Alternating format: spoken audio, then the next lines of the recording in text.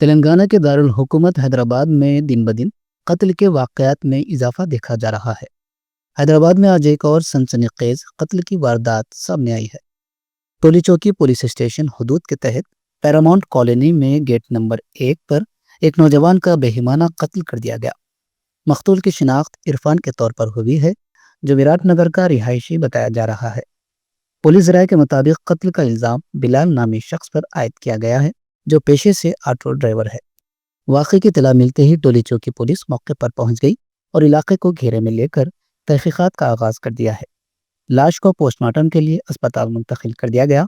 इब्तदाई इत्तलात के मुताबिक वाक़े के पस मंज़र और कत्ल की वजूहात जानने के लिए पुलिस मुख्तलिफ जावियों से तफ्तीश कर रही है।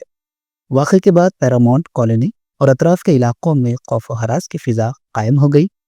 वाक़े की मज़ीद तफसीलात का इंतज़ार है। అన్నంతోనే ఇబ్బంది పడుతున్నామంటే మళ్ళీ ఇది లీడింగ్ అన్ని గొడవ. అరే అది ఆటో డ్రైవర్ సార్, వాళ్ళ పిల్లలు భార్యలు ఏమేమి ఉన్నాయి, వాళ్ళ బాధ్యత మనం తీసుకోవాలి కదమ్మా. మనం ఈ కాలేజీ నుంచి కొంచెం డబ్బులు తీసుకురా.